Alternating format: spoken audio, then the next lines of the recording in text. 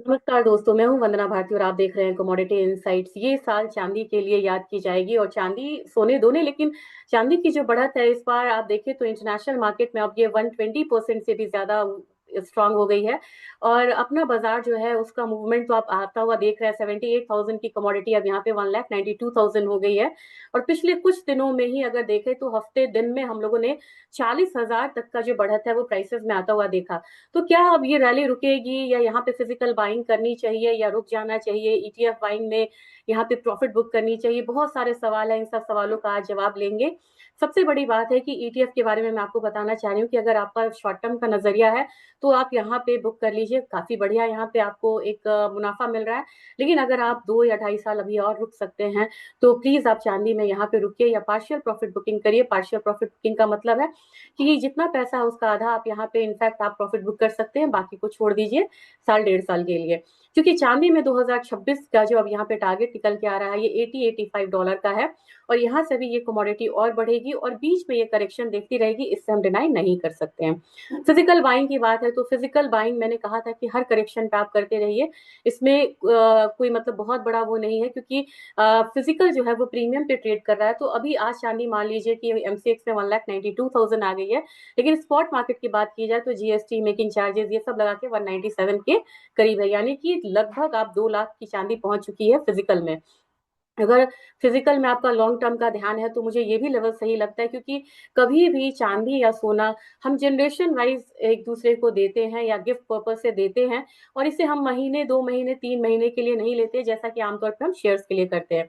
चलिए आप ये देखेंगे कि क्यों यहाँ पे चांदी अभी भी महंगी है और मतलब क्यों यहाँ पे रैली है। तो रैली स्टेबल होने से पहले एक करेक्शन तो यहाँ पे बनता है, इसे हम डिनाई नहीं कर सकते हैं। लेकिन चांदी तेजी क्यों बनाई रहेगी, ये बात के लिए आपको टेक्निकली जाना चाहिए, ना कि कहीं किसी के कहने पे। तो क्या पोजीशंस बन रही है आज देखेंगे ऑप्शन के जरिए। और ये बहुत अच्छा एक डेटा है, टूल है, जो मैं आपको हमेशा बताती रहती हूँ। और मैंने आपसे पहले भी कहा था कि मैंने कुछ लेवल्स यहाँ पे देखे, आप इसे वॉच मत करिए, नहीं तो आप अगर निकलना चाहेंगे तो निकल नहीं पाएंगे। चांदी के ऑप्शन कोर्स पे मैंने ये ले लिया, महीना है मार्च का 2026 का। और 2026 के ऑप्शन चेन में देखते हैं कि किस तरीके की मूवमेंट यहाँ पे चांदी में आती हुई दिख रही है। तो 2000 मार्च में मैंने नियर द मनी को यहाँ पे कर लिया एक बारी। पहले स्क्रीन को स्टेबल होने देते हैं। और ये कर लिया हमने यहाँ पे 50 स्ट्राइक्स। 50 स्ट्राइक्स करने के बाद आपको पता चलेगा, सबसे पहले तो आपको पता चल रही है कि वॉलेटिलिटी कितनी ज्यादा है, ये 42% के करीब है। और ये कॉल साइड है, आपको मैं दिखा दूं कि ये देखिए ये कॉल साइड एक्सपायर होने में 76 डेज है। और यहाँ पे क्या दिख रहा है, तो चांदी में अभी आपको कहीं पे भी बहुत ज्यादा मूव नहीं लगेगी। सबसे ज्यादा जो आपको वॉल्यूम और ओआई है, ओपन इंटरेस्ट जिसे कहते हैं, ये आपको है $65 पे। $65 तक चांदी की मूव जो है, ये लेवल रैली जो कि $60 क्रॉस कर चुका है, ये आपको बनता हुआ नजर आएगा। $65 तक, $65 के बाद यहाँ पे आपको बहुत जबरदस्त तेजी कहाँ पे मिल रही है, ये मिल रही है $70 तक। तो $70 आप उम्मीद कर सकते हैं कि ये जो फर्स्ट क्वार्टर ऑफ 2026 है इसमें आपको देखने को मिल सकता है। टाइमिंग बहुत इंपॉर्टेंट है, लेकिन जब आप जाएंगे तो आपको चौंकाने वाला आंकड़ा है। 75 पे भी पोजीशन यहाँ पे काफी ज्यादा बनी हुई है, यानी कि $75 पे भी चांदी यहाँ पे काफी पोजीशन को मजबूत किए हुए। और सबसे ज्यादा ओआई यहाँ पे $75 पे खड़ा हुआ होता हुआ दिख रहा है। तो आप देख रहे हैं कि चांदी किस तरीके से आगे बढ़ रही है। लेकिन जब आप पुट साइड में जाते हैं, ये रहा पुट साइड, इसमें अगर आप जाते हैं तो यहाँ पे आप देखेंगे कि एने एने एने एने यानी कि वॉल्यूम है ही नहीं। हालांकि ये चीज स्कैरी है, जिसकी वजह से मैंने आपको कहा था कि इस पे बहुत ज्यादा अभी आप रिलाय मत करिए। लेकिन इंडिकेशंस आ रहे हैं, अब इंडिकेशंस कहाँ का है, $70 और ये $75 का। चलिए अब इसके साथ साथ अगर हमने ये ओपन करा है ऑप्शन चेन, तो ऑप्शन चेन के जरिए एक बार गोल्ड का देखते हैं, क्योंकि गोल्ड काफी स्टेबल है और मूव नहीं कर रही है। लेकिन कभी भी लॉन्ग कंसोलिडेशन चार्ट पे दिखे तो आप समझिए कि बड़ी मूव आने वाली है। यहाँ पे वोलेटिलिटी इसमें 42% थी, यहाँ 18.5% है। और अगर आप इसको यहाँ पे भी 50 कर दीजिए, और ये जो ऑप्शन चेन है आपका फेब्रवरी वाला है, वो मार्च था, ये फेब्रवरी है। इसमें आप देखेंगे करीब 42-35 के करीब ये प्राइसेस जो है वो ट्रेड कर रहा है। और 4250 के करीब आप देखेंगे कि बहुत ज्यादा यहाँ पे मूवमेंट जो है बहुत बनी हुई है, इसमें कोई देरी भी नहीं है आने में। लेकिन इसके बाद आप देखेंगे 4300 जो यहाँ पे हर्डल है, इंटरनेशनल मार्केट में, वहां पे काफी ज्यादा वॉल्यूम भी है, ओआई भी है। इसके बाद क्या इससे ज्यादा बड़ी पोजीशंस बनती हुई दिख रही? नहीं, 4350 पे है लेकिन कम है। तो अभी चांसेस है कि 4300 तक एक बारी ऊपर की तरफ जाए और प्राइसेस हो सकता है रुकता हुआ नजर आए। लेकिन आपको यहाँ पे संभलने की बात है, क्योंकि सबसे ज्यादा 4300 से भी ज्यादा आपको ओआई है कहाँ पे, 4400 के करीब है, और ये $4400, और यहाँ पे ओआई है आपको 7400। तो मेरे ख्याल से अगर एक बारी इसने ब्रीच कर दिया 4300 का रेजिस्टेंस, तो यहाँ पे आपको 4400 आता हुआ दिख सकता है। जबकि आपको सपोर्ट कहाँ नजर आएगा, पुट साइड में चल के देखते हैं कि अगर गोल्ड अगर गिरा तो सपोर्ट कहाँ पे है। पहला तो आपको 4200 है जो हम इमीडिएट मान के यहाँ पे चल सकते हैं। इसके बाद प्राइसेस अगर नीचे गई तो 4150 तक आपको आके एक सपोर्ट आता हुआ मिल जाएगा। और गोल्ड और सिल्वर के बाद जब ऑप्शन चेन खुला तो काफी लोगों ने कहा कि इस तरीके से आप हमें नेचुरल गैस में बताइए। नेचुरल गैस में क्योंकि बहुत ज्यादा पैनिक हो गया और मूवमेंट हम लोगों ने बहुत स्लो होता हुआ देखा, एक करेक्शन भी काफी स्ट्रॉन्ग करेक्शन यहाँ पे आते हुआ हम लोगों ने देखा।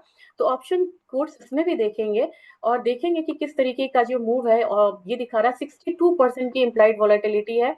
तो बहुत ज्यादा यहाँ पे वॉलेटाइल हो चुका है नेचुरल गैस। और 50 स्ट्राइक्स के जरिए हम यहाँ पे देखेंगे कि किस तरीके की मूवमेंट बन रही है। तो आपको सबसे ज्यादा जो मतलब प्रोबेबिलिटी है ये आपको $5 आने की है, लेकिन $5 से भी ज्यादा आपको दिखेगा ये 55 मतलब $5.5 के करीब। तो $5.5 एक बारी जब ऊपर की तरफ आता है तो दिखेगा। इसके बाद एक रेजिस्टेंस अगेन यहाँ पे आता हुआ दिख सकता है। जबकि आप अगर जाएंगे पुट साइड में जाएंगे, यानी कि सपोर्ट कहाँ है, तो वहां पे वॉल्यूम अब ज्यादा क्रिएट होता हुआ दिख रहा है, यानी कि 4.15। अगर मार्केट बहुत ज्यादा यहाँ से संभली नहीं तो 4.15 के करीब आता हुआ दिख सकता है। तो इसकी पॉसिबिलिटी भी यहाँ पे नेचुरल गैस में बनती हुई दिख रही है। यानी कि for the time being natural gas जो है वो थोड़ा सा बेरिश होता हुआ नजर आ रहा है। लेकिन अब यहाँ पे अगर लेवल्स की बात की जाए कि आज का ट्रेडिंग लेवल्स या शॉर्ट टर्म में ट्रेडिंग लेवल्स यहाँ पे किस तरीके का हो सकता है, तो इसके लिए हम सीधा चलेंगे ट्रेडिंग व्यू पे चलेंगे और फटाफट जानेंगे कि ट्रेडिंग लेवल्स क्या हो सकते हैं। गोल्ड में आपने देखा है कि 1,30,000 का लेवल है। अब ये क्रॉस नहीं कर रहा है, यही मैं बोल रही हूँ कि ये रेजिस्टेंस को क्रॉस नहीं कर रहा है। क्रॉस करता है तो 1,32,294 का एक लेवल यहाँ पे आता हुआ बनेगा, जबकि सपोर्ट इसका मेजर है 1,29,000। तो दोनों आर या पार की स्थिति है और 13 घंटे रह गए हैं अब यहाँ पे इंटरेस्ट रेट को आने में। उसके हिसाब से प्राइसेस यहाँ मूव करेगी। और इसके ऊपर गया अगर 1,32,294 से ऊपर, तो आपको गोल्ड जो है एक बार 1,36,000 आता हुआ दिख सकता है। सिल्वर की बात की जाए तो सिल्वर 1,91,000 ऑलरेडी यहाँ पे आ चुकी है। अब नेक्स्ट जो टारगेट इसका बनेगा वो 1,97,000 के करीब बन रहा है, और यही इसका रेजिस्टेंस है। टारगेट इस समय रेजिस्टेंस मान के चलेंगे। जबकि हमारा जो सपोर्ट है इमीडिएट वो 1,85,234 का है। इसके बाद बात करेंगे क्रूड ऑयल की। क्रूड ऑयल बिल्कुल रेंज में है, आज बहुत ज्यादा मूव ये नहीं देगा। और नेचुरल गैस में देखा जाए तो नेचुरल गैस में 4.55 के करीब है, और यही इसका सपोर्ट एक बनता हुआ दिख रहा है जो मैंने आपको उस पर दिखाया था 4.15। 4.45 तो ये यहाँ पे आ रहा है, लेकिन मेजर सपोर्ट जो है वो 4.22 के करीब यहाँ पे दिख रहा है। प्राइसेस को यहाँ पे एक सपोर्ट लेना चाहिए, यह है 4.44। हमारा बाजार जो है वो बहुत ज्यादा पैनिक कर रहा है, वहां से ज्यादा यहाँ पैनिक हो रहा है। तो मुझे लग रहा है कि एक बार 400 के करीब आना चाहिए, और ये 3-4 दिनों में इसमें मेजर फॉल यहाँ पे आता हुआ दिख रहा है। लेकिन यहाँ आरएसआई भी अब यहाँ से एक बारी रीबाउंड होना चाहिए थोड़े से फॉल के बाद।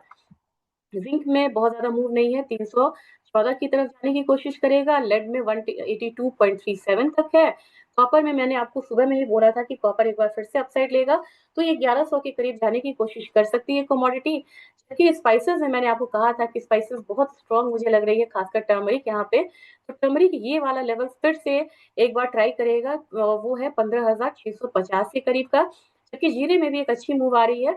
तो जीरा अगला टारगेट यहाँ पे अगला जो रेजिस्टेंस है वो करेगा 21,600 का। और धनिया में मूव अच्छी आई थी, लेकिन यहाँ पे एक रेजिस्टेंस को फेस कर रहा है। तो जब तक धनिया में क्लोजिंग आपको मैं बता देती हूँ 10,550 से ऊपर ना हो तब तक बहुत ज्यादा अपसाइड मूव नहीं है, वहां से वापसी भी ले सकता है। और उसके बाद चला तो 11,000 तक। कार्डमम यहाँ पे 2670 तक के लिए मुझे एक अपसाइड दिख रहा है।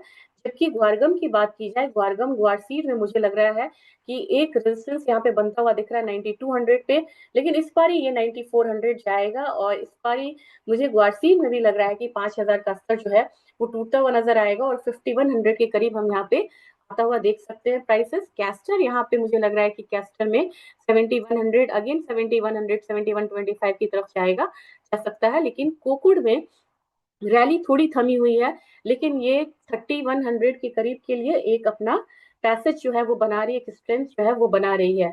तो ये आज का अपडेट था। होप सो आपको ये अपडेट अच्छा लगा होगा। लेकिन चांदी में ईटीएफ बाइंग फिलहाल तो बहुत महंगा है, लेकिन एक करेक्शन दिख भी नहीं रहा है। हर करेक्शन पे 2%, 3%, 1% करेक्शन पे आप चांदी को एक्यूमुलेट कर सकते हैं। ये आज का अपडेट था। होप सो आपकी ट्रेडिंग के लिए या निवेश के लिए फायदेमंद होगा। अगर आपको लगता है कि ये यूजफुल है तो इस वीडियो को शेयर जरूर करिएगा। Thank you.